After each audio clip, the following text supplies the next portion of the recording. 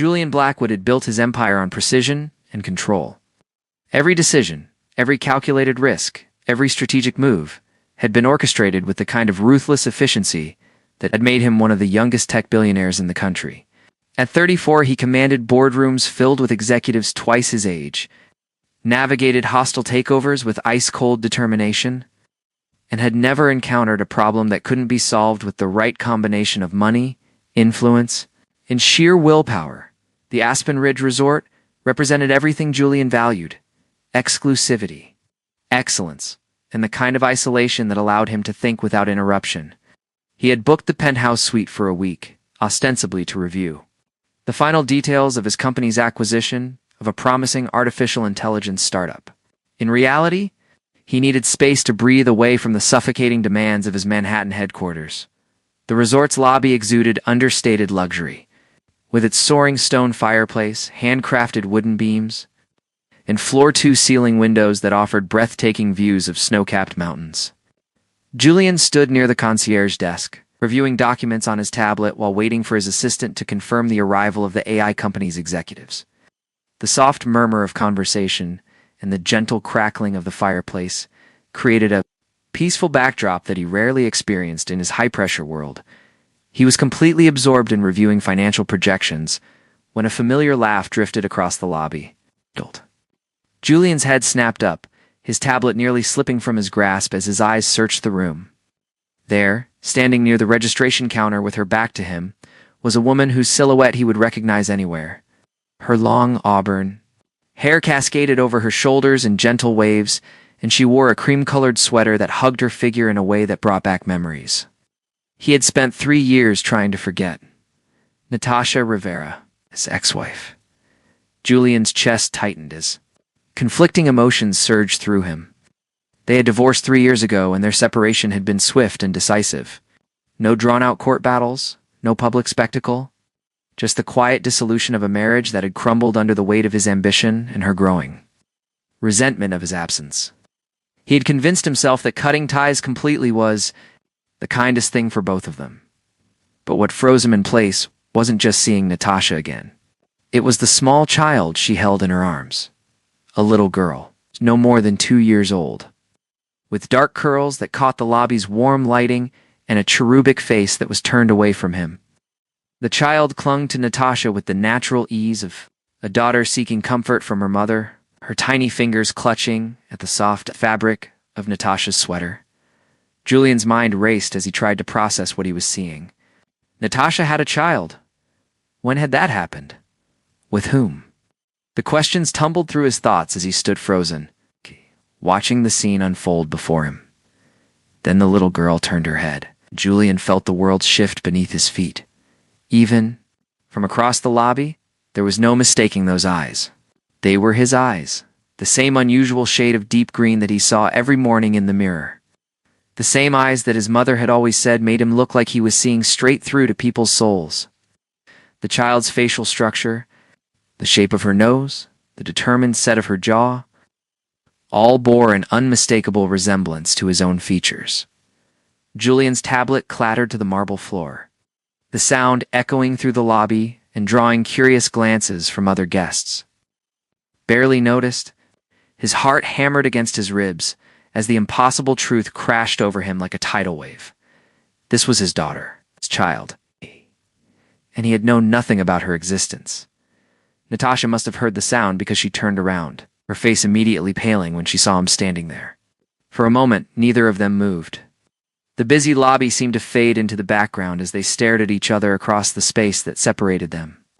3 years of silence and unresolved pain hanging between them like a tangible presence. The little girl, sensing her mother's sudden tension, followed Natasha's gaze and looked directly at Julian. Those green eyes, so achingly familiar, regarded him with the curious innocence of a child encountering a stranger. She had no idea who he was, no understanding of the seismic shift occurring in the lives of the adults around her. Julian forced his legs to move, crossing the lobby with measured steps that belied the chaos raging inside him. Natasha clutched the child closer to her chest, her knuckles white as she gripped the registration papers in her free hand. He could see her mind working, calculating whether there was any way to avoid the confrontation that was now inevitable. When he reached them, Julian stopped just close enough to speak without being overheard by the curious hotel staff. His voice, when he found it, was hoarse with shock and barely contained emotion. "Natasha, Julian." Her response was barely above a whisper, her dark eyes wide with what looked like fear. I didn't know you would be here."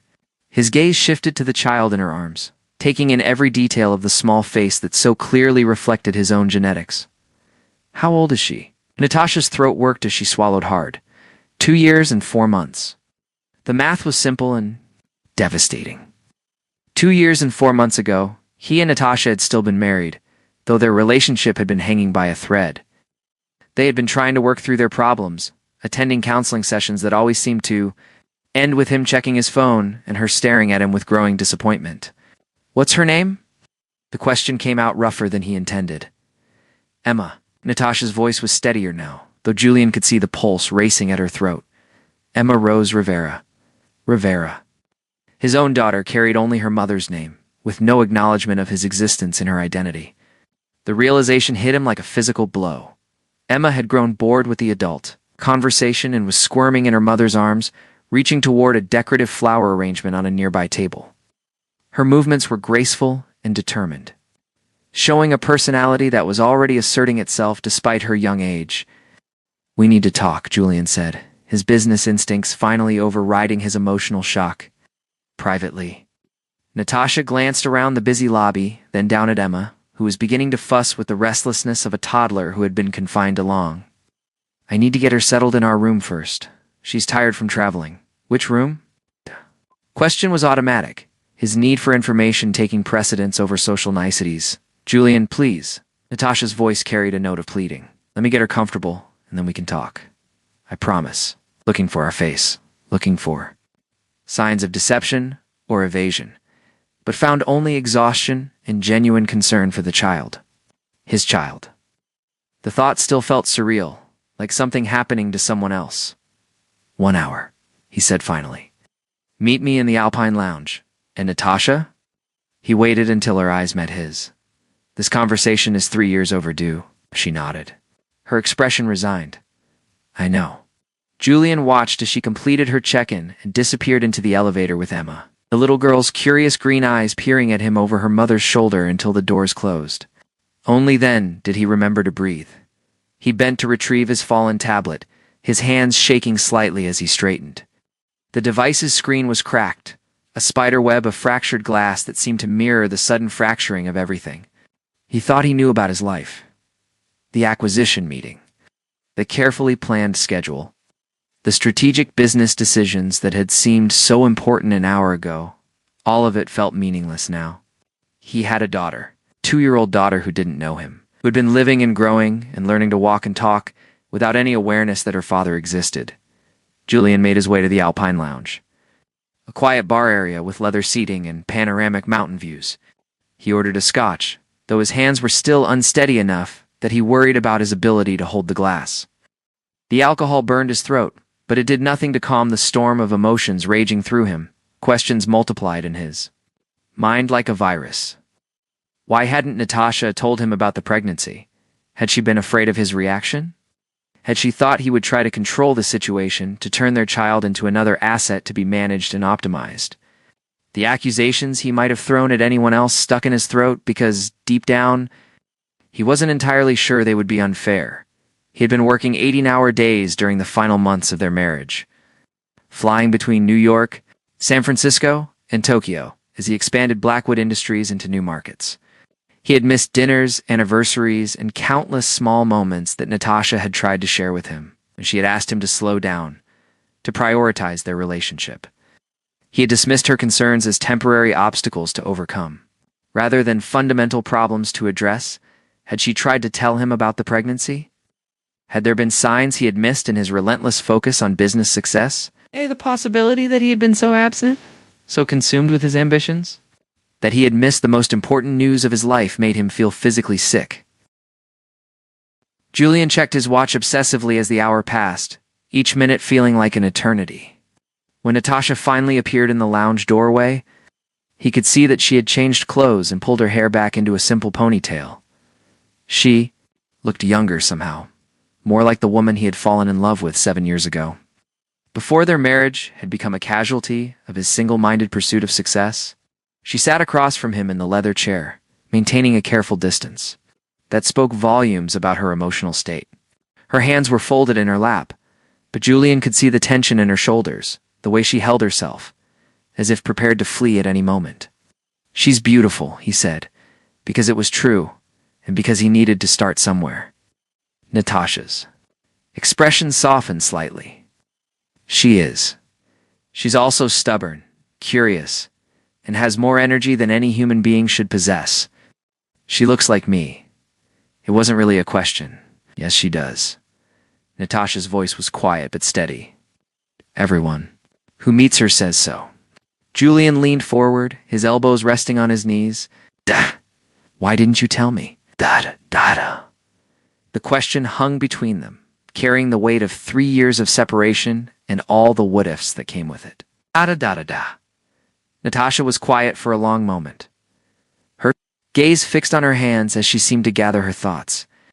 "Because I was afraid," she said finally, her voice barely audible above the soft jazz music playing in the background.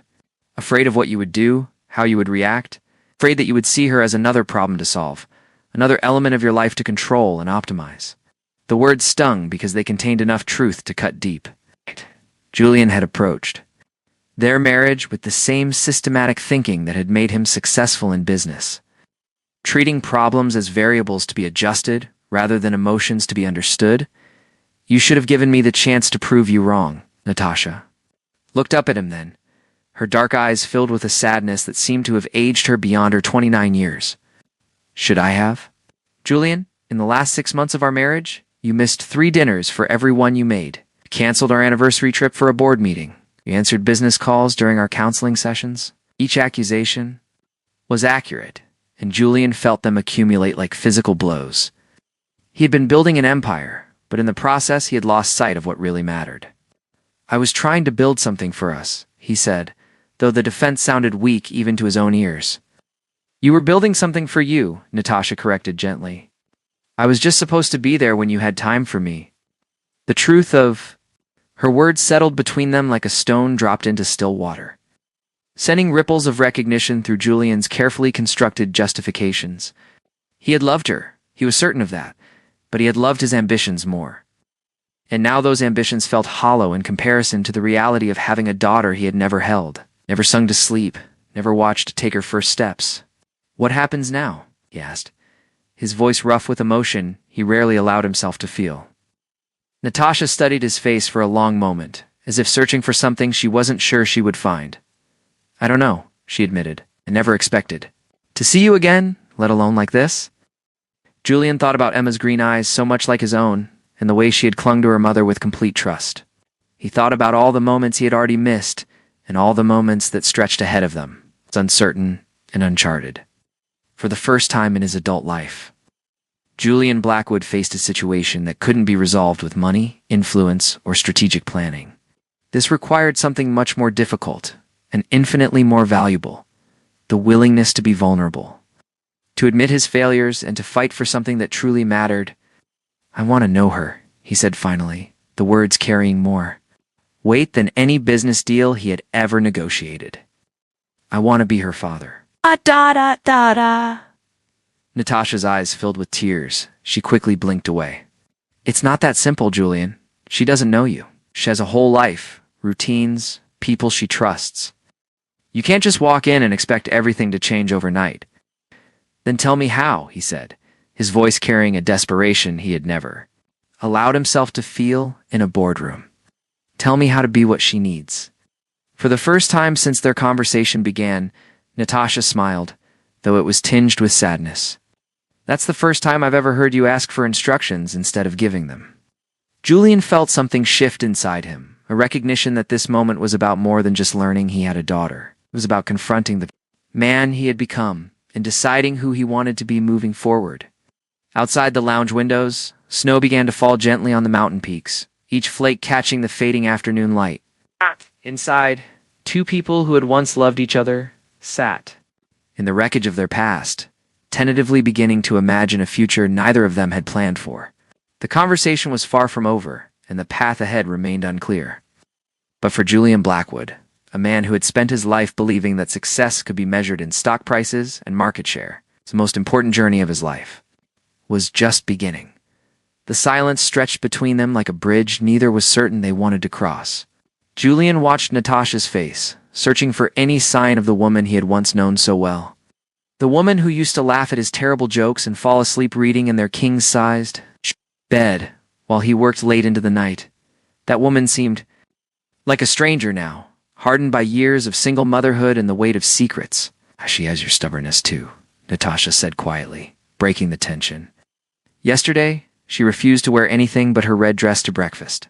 When I tried to convince her to choose something else, she sat down in the middle of the kitchen floor and wouldn't budge for 20 minutes.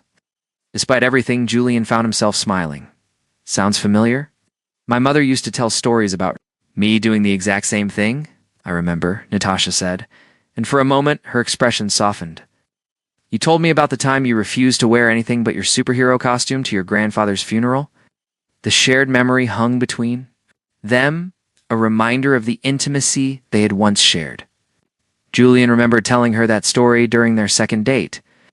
How she had laughed until tears ran down her cheeks. How he had fallen a little bit in love with her right there in that crowded restaurant. When did you find out? He asked, steering the conversation back to the present. About the pregnancy. Natasha's hands tightened in her lap. 3 weeks after you moved out of our apartment.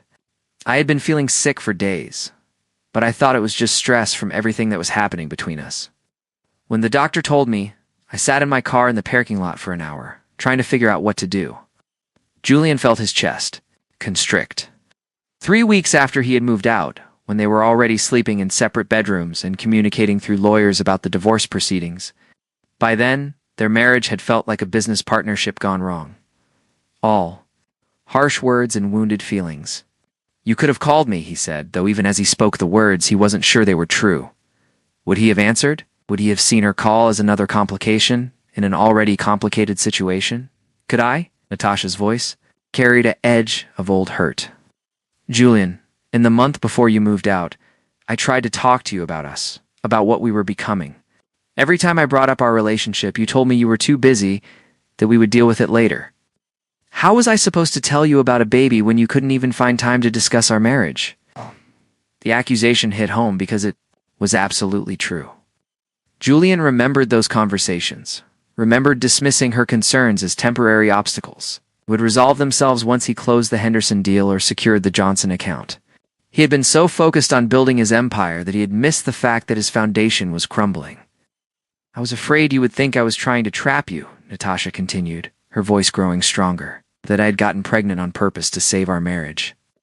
I couldn't bear the thought of you looking at our child that way, like she was some kind of manipulation instead of a blessing.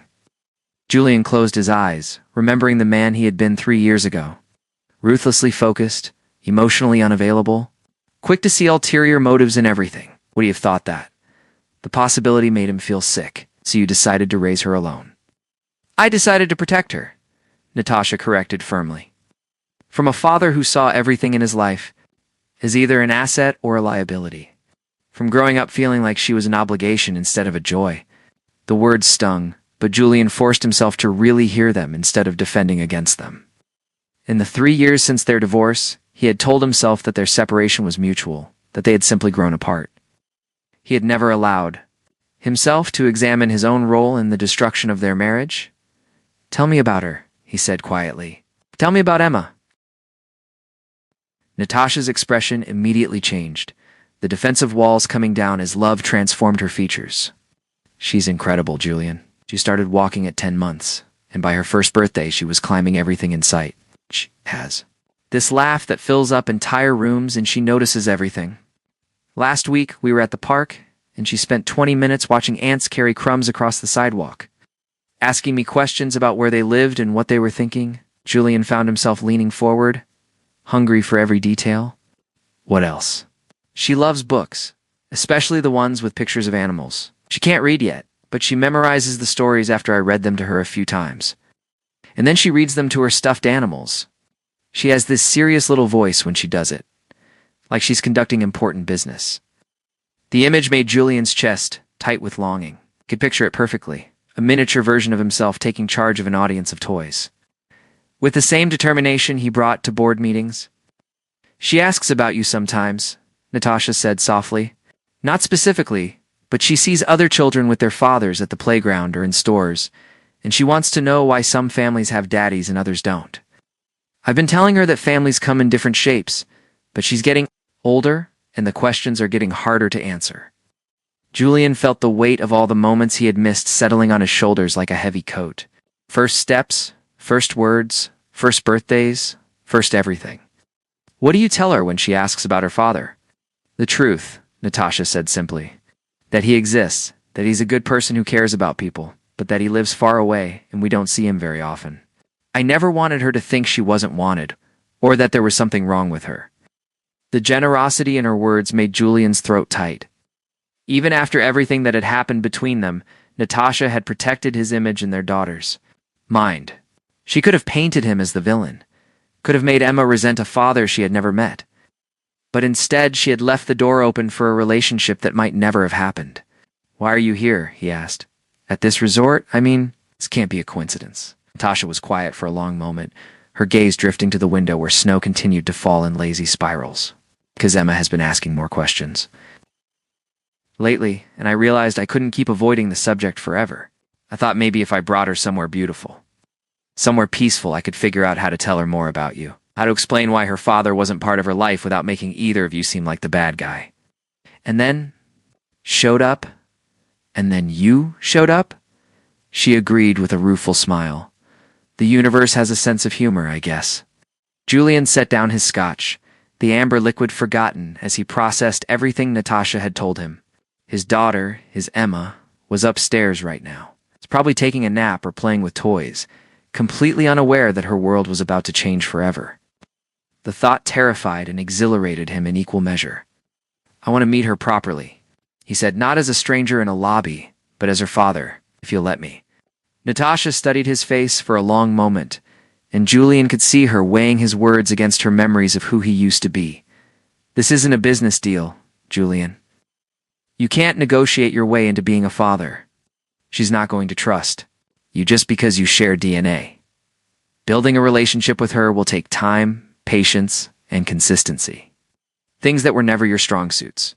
The criticism was fair, but it sparked something defensive in Julian's chest. "People can change. Natasha, I'm not the same man I was 3 years ago, aren't you?" She challenged. "When was the last time you took a vacation that wasn't interrupted by work calls? When was the last time you had dinner with friends instead of clients? When was the last time you did anything just because it made you happy instead of because it advanced your career?" Julian opened his mouth to respond, then closed it again as he realized he didn't have good answers to any of her questions. His life had become even more consumed by work since their divorce, if that was possible. He had used success as a way to avoid dealing with the loneliness and regret that had followed their separation. "I came here to finalize an acquisition," he admitted. "I have a meeting tomorrow morning with the executives from a startup I'm buying. But I brought my laptop, my files, my entire office set up. Even on vacation, I'm working. And if Emma needs you tomorrow morning, she's sick or scared, or just wants someone to read her a story, will you tell her she has to wait because you have a meeting?" The question hit like a physical blow because Julian could see himself doing exactly that. 3 years ago, he would have rationalized it as providing for his family, as building a future that would benefit everyone. But looking at it through Natasha's eyes, he could see how it would feel to a child who just wanted her father's attention.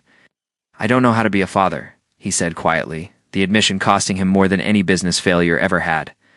"I don't know how to put anything before work. It's who I've been for so long that I'm not sure I know how to be anyone else." Natasha's expression softened slightly. "At least you're being honest about it. That's more than you used to do." "I want to learn," Julian said, leaning forward in his chair. "I want to be the kind of father Emma deserves, even if I don't know how yet. Will you help me?" "This isn't about me helping you, Julian. This is about you deciding what kind of man you want to be. Emma doesn't need a perfect father, but she needs one who will show up. Really show up. Not just physically, but emotionally. She needs someone who will put her first, even when it's inconvenient." Julian thought about his calendar, packed with meetings and conference calls and strategic planning sessions. He thought about the acquisition that was supposed to close next week, the board presentation he had scheduled for Friday, the dozens of decisions that were waiting for his input. For the first time in his adult life, none of it seemed important compared to the little girl sleeping upstairs who carried his eyes in a stubborn streak. "I'll cancel the meeting tomorrow," he said suddenly. Natasha raised an eyebrow. "Just like that?" "Just like that." Julian pulled out his phone, scrolling through his contacts until he found his assistant's number. "The acquisition can wait. The executives can reschedule. Emma is more important." He could see Natasha watching him as he typed out a message to his assistant, instructing her to postpone all meetings for the rest of the week. It felt strange, almost frightening, to deliberately step away from work. But it also felt like the first real choice he had made in years. "One meeting is easy to cancel," Natasha said when he put the phone away. "What about next week? Next month? What happens when the novelty wears off and being a father becomes just another responsibility to manage?" Julian met her eyes steadily.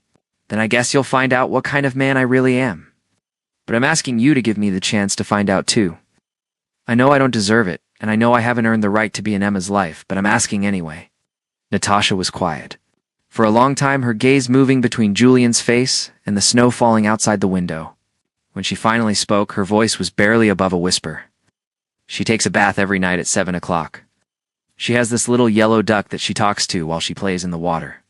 After her bath, she gets to choose 3 books for bedtime. Stories, and then she says goodnight to all her stuffed animals individually. She has 14 of them, and she remembers their names and personalities." Julian felt his throat tighten at the glimpse into his daughter's world. This elaborate nightly routine that had been happening without him for 2 years. "If you want to meet her properly," Natasha continued, "you can come to our room at 6:30 tomorrow evening. We'll have dinner together, something simple that she likes. You can help with bath time, if she's comfortable with it, and maybe read one of her bedtime stories. But Julian, if you do this, you're making a commitment. Not just to one evening, but to being part of her life consistently. She can't handle having a father who disappears whenever things get complicated." "I understand," Julian said, though he wondered if he really did understand the magnitude of what he was agreeing to. "Do you?" Natasha leaned forward, her dark eyes intense. "Because this changes everything. Your schedule, your priorities, your entire way of living. Are you ready for that?" Julian thought about the empire he had built, the deals he had made, the success he had achieved at the cost of everything else that mattered. For the first time in his adult life, he was being offered something more valuable than money or power or influence. He was being offered the chance to be a father to a little girl who didn't even know his name yet, as he said, and meant it, more than he had ever meant anything in his life. "I'm ready." Outside, the snow continued to fall, covering the mountain peaks in pristine white. Inside the Alpine Lounge, 2 people who had once loved each other began to tentatively plan a future that neither of them had imagined when they woke up that morning. It wouldn't be easy, and there were no guarantees that it would work, but for the first time in 3 years, Julian Blackwood felt like he was exactly where he was supposed to be. Julian spent the next 24 hours in a state of nervous anticipation unlike anything he had ever experienced. He had negotiated billion-dollar mergers with less anxiety than he felt preparing to have dinner with his own daughter. By 6:15 the following evening, he had changed his shirt 3 times, rehearsed conversation starters in the mirror, and ordered enough children's books from the resort's gift. Shopped to stock a small library, standing outside Natasha's hotel room at exactly 6:30, Julian took a deep breath and knocked gently. The sound of footsteps approached, followed by Natasha's voice, asking Emma to step back from the door. When it opened, Julian found himself looking down at his daughter, who was wearing a bright yellow dress with tiny flowers embroidered around the hem. Emma stared up at him with those familiar green eyes, her small hand gripping the edge of Natasha's jeans. She didn't hide behind her mother this time, but there was a wariness in her posture that spoke of a child who had learned to be cautious around strangers. "I am a," Julian said softly, crouching down to her eye level. "I'm Julian, your mom. Said I could have dinner with you tonight." Emma tilted her head slightly, studying his face with the intense concentration that only young children possess. "Are you the man from yesterday?" she asked, her voice clear and direct. "Yes, I am," Julian replied, impressed by her memory and observational skills. You have very good eyes for remembering faces.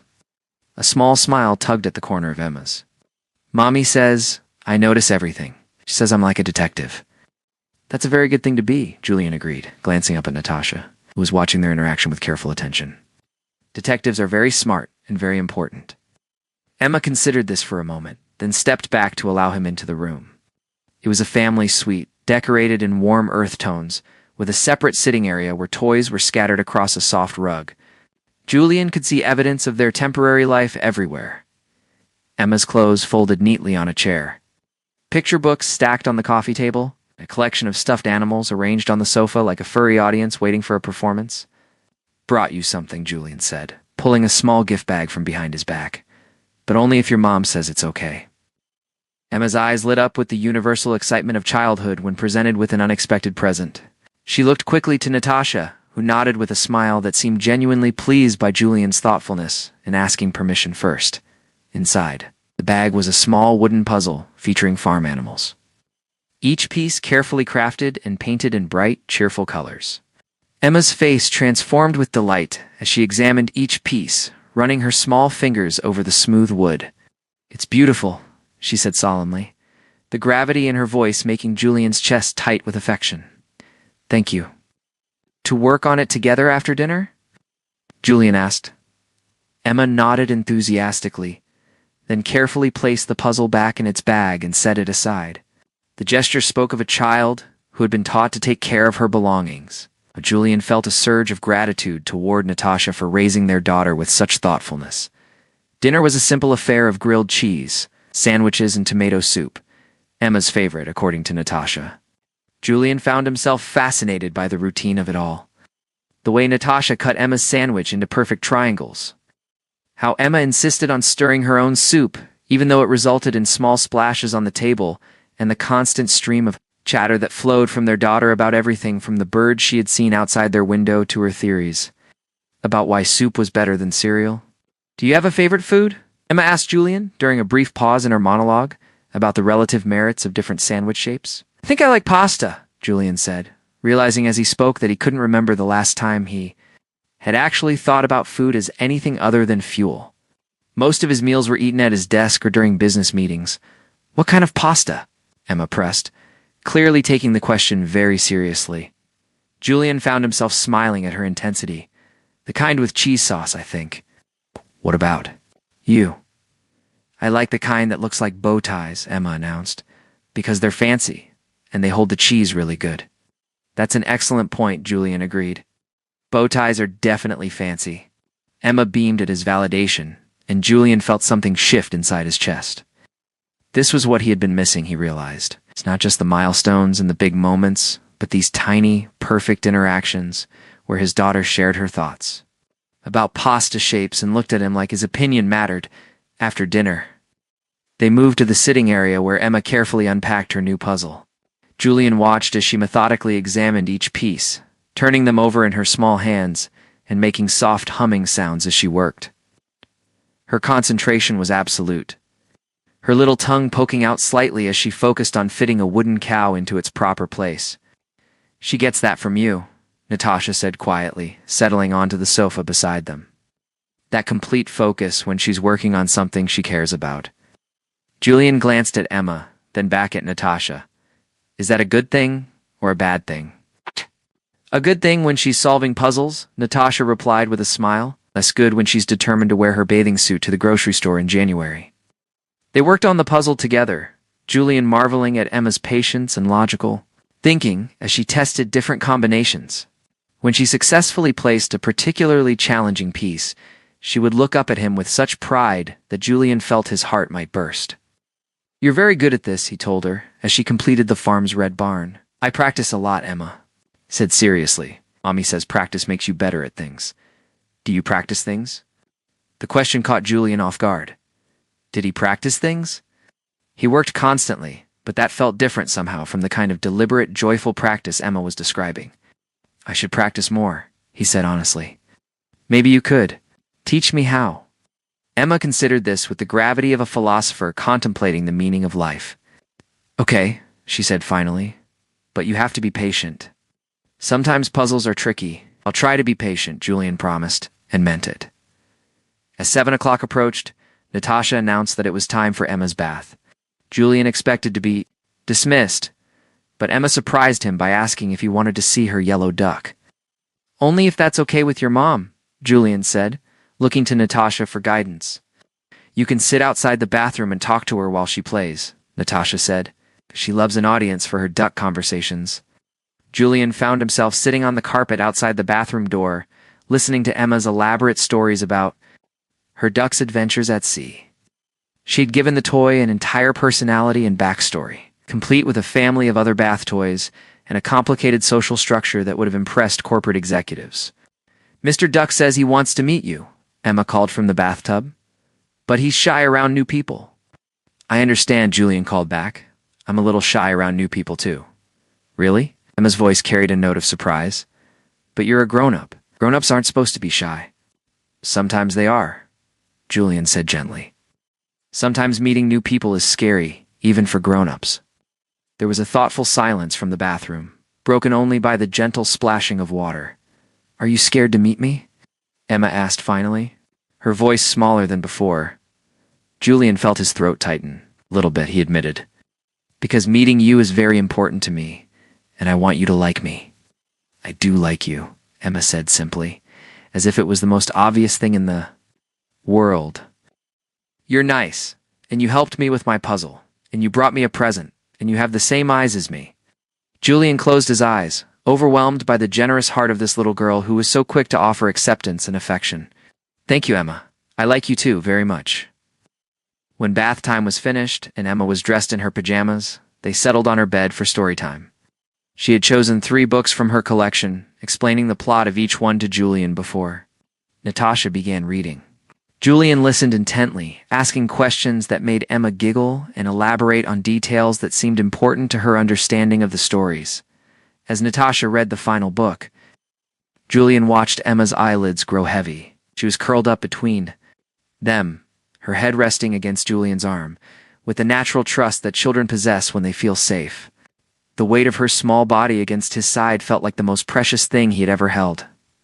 "Will you come back tomorrow?" Emma asked sleepily, as Natasha closed the book. Julian looked at Natasha, who gave him an almost imperceptible nod. "If you want me to," he said softly. "I do," Emma mumbled, already half asleep, "and you can meet Mr. Duck properly tomorrow. He's not shy anymore." Julian felt tears prick at his eyes as he carefully extracted himself from the bed, allowing Natasha to tuck Emma under her covers. They moved quietly to the sitting area, both of them watching their daughter settle into sleep. "Is extraordinary," Julian whispered. "She is," Natasha agreed. "And she likes you. I wasn't sure how she would react, but she's taken to you faster than I expected." Julian sat down heavily on the sofa, the emotional weight of the evening settling over him like a blanket. "I don't want to leave," he said quietly. "I want to go back to my room and pretend this didn't happen." "You don't have to pretend anything," Natasha said, settling beside him with more ease than she had shown since their reunion. "But this is just the beginning, Julian. One good evening doesn't make you a father. Being a parent means showing up. Consistently, even when it's inconvenient. Even when it interferes with other things you want to do." Julian nodded, understanding the weight of her words. "I called my assistant this morning and cleared my schedule for the next 2 weeks. I want to spend time with Emma. Really get to know her. That's okay with you?" Natasha studied his face in the dim light from the bedside lamp. "What about your company, your meetings? The acquisition you came here to finalize? They can wait," Julian said, and realized as he spoke that he meant it completely. Nothing is more important than this, than her. "And after 2 weeks, what happens when we go back to our real lives?" It was the question Julian had been dreading, but also the one he had been thinking about constantly since their conversation the day before. "I want to be part of those real lives," he said. "I want to be Emma's father. Not just for a vacation, but permanently. I want to be someone she can count on." Natasha was quiet for a long moment, her gaze moving to the bedroom where Emma slept, peacefully. "That would mean big changes for all of us," she said finally. "Emma and I live in Portland now. I have a job there, a life. You live in New York." "I know," Julian said. "And I don't have all the answers yet, but I want to figure it out, together if you'll let me." "This isn't about what I'll let you do," Natasha said gently. This is about what's best for Emma. She needs stability, consistency. She needs to know that the people in her life aren't going to disappear when things get complicated. Julian thought about his track record, about all the times he had chosen work over relationships, convenience over commitment. I know I haven't earned your trust, he said. I'm asking for the chance to prove that I can be different. I can be better. Natasha looked at him for a long moment, and Julian could see her weighing his words against her memories, her hopes against her fears. Okay, she said finally, but we take this slowly.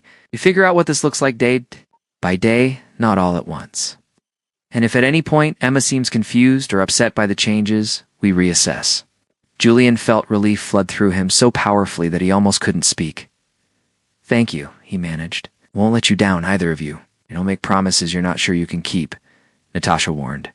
Just show up. Be present. That's all either of us needs from you.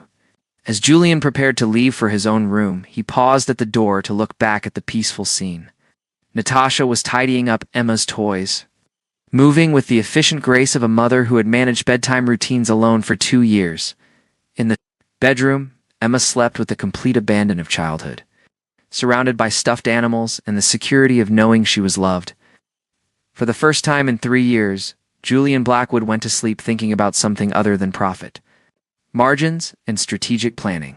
He fell asleep planning a tomorrow that would include reading stories, solving puzzles, and maybe even meeting a yellow duck who had overcome his shyness. Over the following days, Julian discovered what it meant to live according to a toddler's schedule. His mornings began not with stock reports and conference calls, but with Emma's excited chatter about her dreams and her plans for the day. He learned that she liked her toast cut into triangles, that she could spend an hour watching squirrels gather acorns, and that she had strong opinions about which songs were appropriate for different activities. They fell into a routine that felt both natural and revolutionary to Julian. Breakfast together in the hotel restaurant, where Emma would carefully explain the various merits of different cereals. Walks around the resort grounds, where she collected interesting leaves and stones for an elaborate nature museum she was creating in their room. Afternoon quiet time, where Julian would read to her while she played with her toys or worked on puzzles. Each day, Emma grew more comfortable with him. She began reaching for his hand when they walked, asking for his help with particularly challenging puzzle pieces, and including him in her elaborate, imaginative games. Julian found himself learning a new language, one composed of patient explanations about why flowers were pretty, philosophical discussions about whether clouds had feelings, and the complex social dynamics of her stuffed animal collection. You're getting good at this, Natasha observed one afternoon as they watched Emma demonstrate her newest dance moves on the hotel room carpet. It's easier than I thought it would be, Julian admitted. She makes it easy. Children do that, Natasha said with a smile. They're remarkably good at meeting you where you are, as long as you're really there. On their final evening at the resort, Emma was quieter than usual during dinner. She pushed her food around her plate and kept glancing between Julian and Natasha with a worried expression that made Julian's chest tight with concern. What's wrong, sweetheart? Natasha asked gently. Are we going to say goodbye tomorrow? Emma asked, her voice small. Is Julian going to go away like before? Julian felt something break inside his chest. He knelt beside Emma's chair, taking her small hands in his. No, sweetheart, he said firmly. I'm not going away. We might not see each other every day, but I'm going to be part of your life now, forever. Promise? Emma asked, her green eyes searching his face. I promise, Julian said, and meant it with every fiber of his being. I'm your daddy, and daddies don't disappear. I'm going to visit you and call you on the phone, and maybe you and Mommy can come visit me too. We're going to figure out how to be a family. Emma studied his face with the intensity she brought to her most challenging puzzles, then nodded solemnly. Okay, she said, but you have to keep your promise. I will, Julian said, pulling her into a hug that felt like coming home. I absolutely will. 6 months later, Julian stood in the living room of a house in Portland, watching Emma explain the rules of her latest board game to a group of stuffed animals arranged in a circle on the carpet. Natasha was in the kitchen preparing dinner while keeping one eye on their daughter's elaborate game setup. The house was a compromise they had all agreed on after weeks of difficult conversations and careful planning. Julian had opened a West Coast office for Blackwood Industries, splitting his time between Portland and New York. It wasn't perfect. Now, there were still challenges to navigate, but Emma had a father who showed up for soccer games and bedtime. Stories and Julian had discovered that success measured in hugs and sleepy smiles was infinitely more satisfying than anything he had achieved in a boardroom. "Daddy, Mr. Duck wants to be the banker," Emma announced, holding up the yellow bath, toy that had become a permanent fixture in their family games. "Mr. Duck is excellent with money," Julian agreed seriously, settling cross-legged on the carpet beside her. "Very trustworthy." Emma beamed at him, her face radiant with the joy of a child who knew, without question, that she was loved. As she carefully arranged the game pieces, with the same methodical concentration she brought to everything that mattered to her, Julian felt the deep satisfaction of a man who had finally figured out what was truly important. The empire he had built still existed, still thrived under his leadership, but it no longer defined him. He was Emma's father now, and that was the only title that really mattered. Every day brought new challenges, new lessons in patience and presence, but also new joys that made everything else fade into insignificance. As evening settled over their house and Emma began her elaborate bedtime routine, Julian reflected on the journey that had brought them here. It had started with a chance encounter at a resort, a shocking revelation that had turned his world upside down, but it had led to something infinitely more valuable than anything money could buy. A little girl who called him daddy, relationship. With the woman he had never stopped loving, and the deep peace that came from finally understanding what it meant to be home, the successful businessman had become a devoted father. And in doing so, Julian Blackwood had discovered that the greatest acquisitions couldn't be negotiated or purchased. They could only be earned through love, patience, and the willingness to show up every single day for the people who mattered most.